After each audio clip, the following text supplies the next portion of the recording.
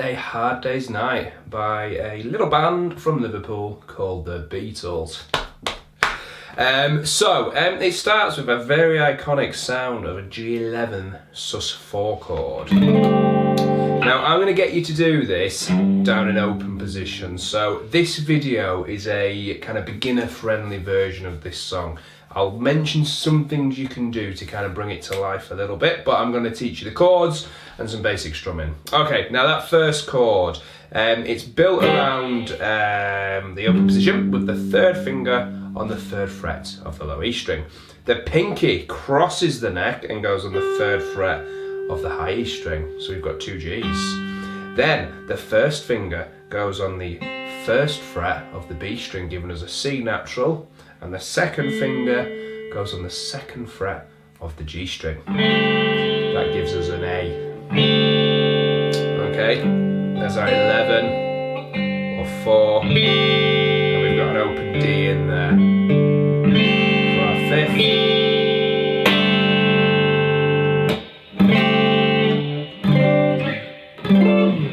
We're going to get it there. Okay. It's the only time we hear that. You strum it once and you let it ring, and when you're ready you come in with a G major. Now, I'm going to be a little bit pedantic and ask you to play the G major with the pinky on the high E string at the third fret and the third finger on the third fret of the B string. So you've got that going on at 3 and 3. Third fret of the B with the third finger, third fret of the high E with the pinky. Then you're going to put the second finger on the third fret of the A and the first finger on the second fret of, the second finger's on the third fret of the low E, should I say, and the first finger is on the second fret of the A. Now, the verse of the song, it's been a hard day, that stuff is G, and we're going to go down, down, up on the G, down, down, up. So it's G, and then we change to this chord called C add 9. Now the third and fourth fingers stay in the same place, which is why I got you to do that. And all you do with the second and first is move the one string towards the floor each. So the second finger goes to the A string and the first finger goes to the D string. Okay, now the first bar of the verse gives us G and C add 9. And then we're back to G, yeah? So it's down, down, up, down, down, up. That's a whole bar. There was 2 chords in that bar. 1, 2 and 3, 4 and back to G. Second bar of the verse is a stay on G for the whole bar. So now we get down, down, up, down, down. So the first 2 bars, 1, 2, 3, 4 and G, C add 9 and G. Then we're going to go to F. And this F, you may have seen before. First finger on the first fret of the B, second finger on the second fret of the G, third finger on the third fret of the A, and the pinky on the third fret of the D. And it's a full bar of F, so it's down, down, up, down, down. Now, really, we don't want to hear the E naturals, the open E, low E and high E. Now, I kind of bring my thumb over the edge of the neck just to get a little bit of contact with the pad on that low E. So if I do accidentally strum it, it's muted. And I'm purposely letting the pad on my first finger mute the open high E string as well. So we don't want this, where those 2 notes ring and give us like an F major 7 sound. We want proper hardcore major, yeah? Get that sound. So on the F of the bar 3, it's down, down, up, down, down. Then we go to G, down, down, up, down, down. Okay, so that 4 bar passage. 1, 2, 3, 4 and G, C add 9 and G, F, and back to G. Bars 5, 6, 7 and 8 is the same pattern. It's G, C add 9 and G, and F, and G. give you that 8 bars together. The whole time, down, down, up, down, down, up. If there's 2 chords in a bar, one chord gets down, down, up, and the second chord gets down, down, up. Let's try it. 1, 2, 3, 4, and G, C add 9, and G, F, and G, same again, G, C add 9, G, sorry, and F, and G.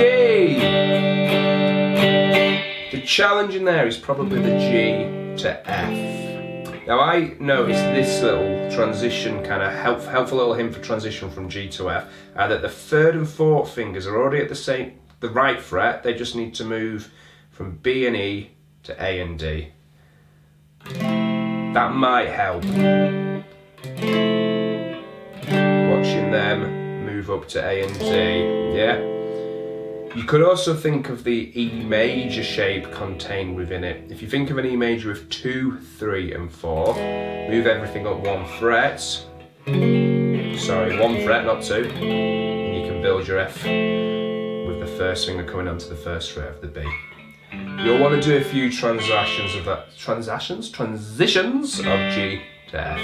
Okay, now bar 9 of the verse is C, classical C major. Yeah, down, down, up, down, down, up, D, down, up, down, down. We know C and D, I hope. C's like that, 3rd finger, 3rd fret A, 2nd finger, 2nd fret D, open G, 1st finger, 1st fret B, and an open high E, and then D, 1st finger, 2nd fret G, 3rd finger, 3rd fret B, 2nd finger, 2nd fret high E, with an open D at the bottom. So we've got C, D, then it's G, C add 9 and G for a full bar. So C for a bar, D for a bar, half a bar of G, half a bar of C add 9, and a full bar of G. The verse, when it's played, is that pattern twice. So it's a 12-bar pattern repeated. I'll play it through once. So 1, 2, 3, 4, and G, C add 9, G, F, and G. Same again for 4 bars. G, C add 9, and G, to F, to G. Then it's C, D, G, C add 9 and G. Let's do it again, what the heck? G, C add 9 and G, F, and G, G, C add 9 and G, F, G, then C, D, G, C add 9 and G. Then we go to the middle A, which we'll come to very quickly. So a couple of things I might think about doing on the verse is, rather than always strumming all of the available strings within a chord, maybe kind of alternate with the bass note and then everything else. So you get this kind of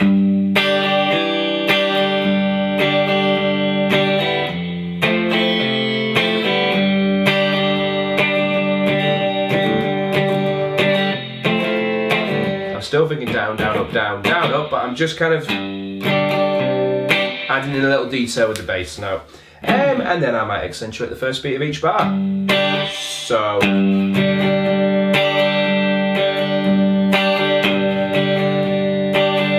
or maybe beats 2 and 4 in each bar. 1,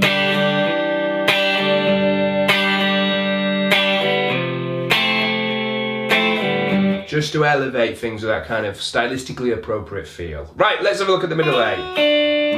We start with the B minor. That's 1st finger at the 2nd fret of the high E, 2nd finger at the 3rd fret of the B, 3rd finger on the 4th fret of the D, and pinky on the 4th fret of the G. Now, this is a kind of easy way, I hope you find it fairly easy, of playing a B minor. You could take your 1st finger and play a bar chord. If you've had a look at that already, you'll know what I mean. If not, this possibly isn't the time to introduce that, but we will look at that in another video. So you've either got just the first finger playing the high E at the 2nd fret, or you can lay it flat across the A, D, G, B and E strings.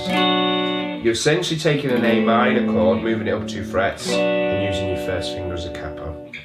For the sake of this video, I'll be using that shape, yeah. So our strumming pattern for the middle 8 is going to change to down, down, up, down, up. Yep, that's down, down, up, down, up. Let's have a look at it. So I'll shout out the chords. It's 1, 2, 3, 4, and B minor, E minor, B minor, stay on B minor, G, E minor, C7, D7. So we know our B minor. E minor is 1st finger 2nd fret A string, 2nd finger 2nd fret D string, all 6 strings, then back to B minor, and it stays on B minor. So the first 4 bars of the middle 8, B minor, E minor, B minor, B minor again. Then we get G, like the first chord in the verse, and it's G, E minor, then we play a C dominant 7. This is a really handy shape to know actually. You're going to put your first finger, 1st fret of the B string, 2nd finger 2nd fret D, 3rd finger 3rd fret A, which is just a C major, and you're going to pop your pinky, your 4th finger, on the 3rd fret of the G, which gives us a dominant 7 sound. Very common in blues and kind of funk music, that dominant 7 sound, but it's going to crop up in other styles as well. So, C7, then we get a D7.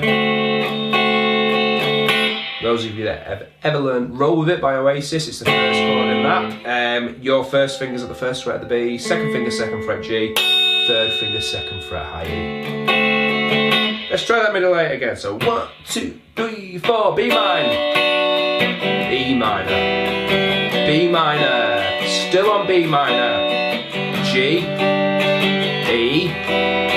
C7, D7. You could ramp up the C7 and D7 and maybe on the D7 just to lift that. It's all down strums.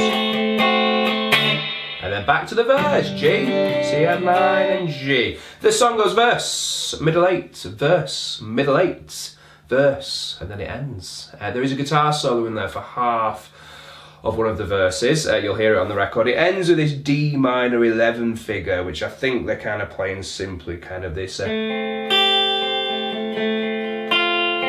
goes between a D minor 11 and a D minor 7.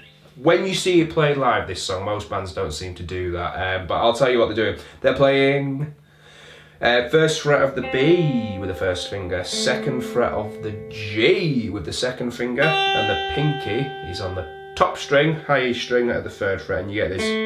And then you play exactly the same, but lift the pinky off the 3rd fret of the high E, and that makes it a D minor 7, so it's G string, B string, E string, B string, G string, so G, B, E, B, G, then the pinky comes off, and now you've got the 1st finger on the E and B strings at the 1st fret, and you get G, B, E, B, G, so the whole pattern is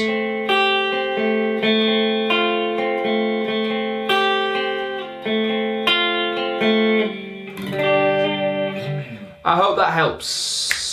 It's a cracking pop song. They were quite good at writing these songs, Lennon and McCartney, so get it down. It's a good way to cement that down, down, up, so down, down, up, down, down, up strumming pattern, and your down, down, up, down, up strumming pattern whilst changing between these chords.